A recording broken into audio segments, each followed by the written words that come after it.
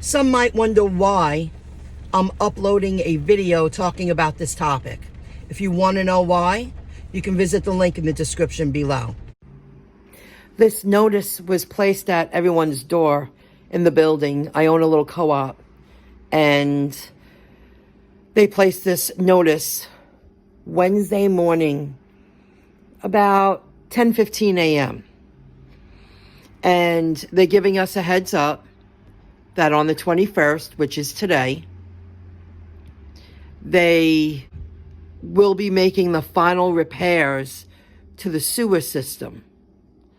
And the water to the building will be turned off on Thursday, November 21st, starting at 9 a.m.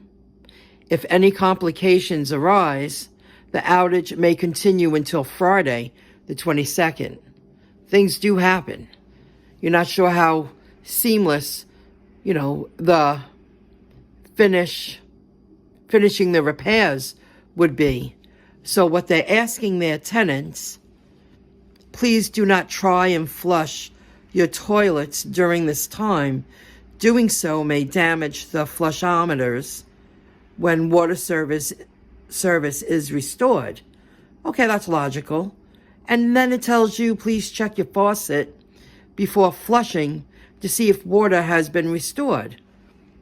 Fair enough. This topic might sound like, why would someone upload information like this? I've witnessed and listened to people. I didn't have my plumbing for 2 days. Oh my God. It was such the end of the world.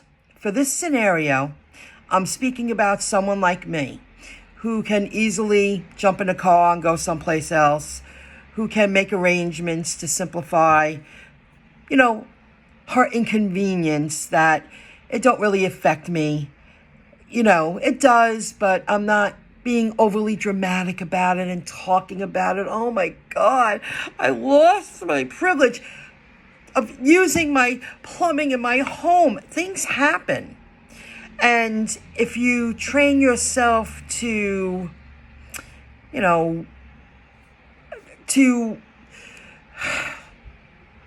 still be able to use your bowl without flushing it, set yourself up that you have water come the next morning or when you get home from work, that, one day without running water wouldn't be the end of the world. But I want you to know that I'm talking about a scenario with someone in my condition. Like I said, I could jump in a car, I could go someplace else, I could prepare myself that I'm not so inconvenienced. It's not such an inconvenience. I was out most of the day today. If the water was shut off, I wasn't here anyway. I'm getting ready for when I come home, if there's no water, that I can, bathe with baby wipes. I had everything planned. One day doing that, is that really going to hurt me? No, it's not. I have deodorant. I can still brush my teeth. And I prepared for it. I prepared to not be so inconvenienced. And it's just, over the years, I've listened to people over dramatize about minor inconveniences when within 48 hours you can have most people, in my opinion, from my life experience, within 48 hours, you have somebody in your house. You got someone working on your plumbing. You pay them. You're grateful. Everybody loves a plumber, You just take care of things. It's just the way it is. So in this video, I'm going to show some tips on what I did to prepare that when I came home today, if there was a note on my door, throughout the building, that's what they do. The people who run the show, who take care of the building, I know that I could still bathe myself, get myself ready for bed, groom myself, Know I have clean water to brush my teeth, make coffee tomorrow. I don't see it being out more than a few days. And this has happened to me a couple of times in my life. So I, instead of, discussing it for hours that I was so inconvenienced, throughout my day yesterday, I made sure that I got prepared for what might be. And I feel they're great tips that you might need in the future if your water is out or you can't flush your toilet for a couple of days. You can get through it if you're healthy. And I'm compare yourself to my situation, my condition. Some people might need the bathrooms in a different way, but I'm talking about what you see here. Someone in this condition. So here we go. In case I could not flush for 48 to 72 hours, I made sure that I cleaned my bowl yesterday, even though I always keep it clean, but cleaned it again, because if I had to leave urine or something else in there, it wouldn't stink so much. If it's freshly cleaned. So that's a good tip. And I will, of course, cover the bowl and just let the urine stay in there. That's just the way it is. In my bathroom, I placed a bag on my bathroom door handle, and I put a Ziploc bag inside of it because as I wipe myself, I'll place the toilet paper in there. If I was told that you can't flush for 48 hours or 72 hours, you don't want the buildup of toilet paper in your toilet bowl. So I would place it in the Ziploc bag, zip it, leave the bag up there. When I leave for the day, I could throw it in the garbage or the dumpster, and all is good. I just won't leave it there. So that will help the toilet bowl not get super clogged when it comes time to flush. I've witnessed it. Everybody flushing at the same time. You hear it throughout the building. You just do. Well, I would think that's not good.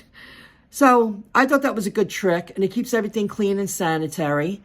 And if you have to leave some, urine in your bowl, it's no big deal. That's what toilet bowls are made for. But since I freshly cleaned it, it wouldn't stink so bad. And of course, I would cover it when not in use. No running water. That was another thing.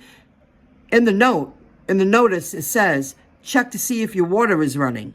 Because if everything is shut down, well, what am I going to do about water? Of course, I could buy bottles of water.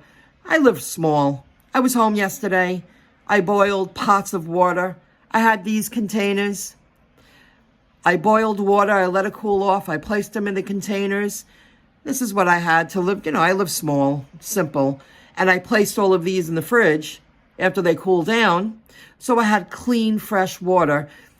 If I needed to sponge bath myself one day, if it came down to that, and brush my teeth, tomorrow, I might have come home tonight and there could have been a note on the door, there's no water until tomorrow. They have to keep it off. So at least I could brush my teeth and I can make a pot of coffee, which you see there on the right side.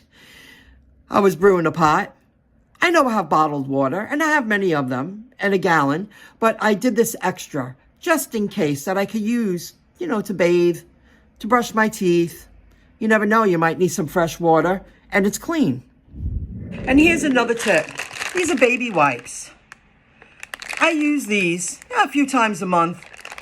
If I have a light day and I don't feel like showering, I like to use baby wipes on all the, pit areas.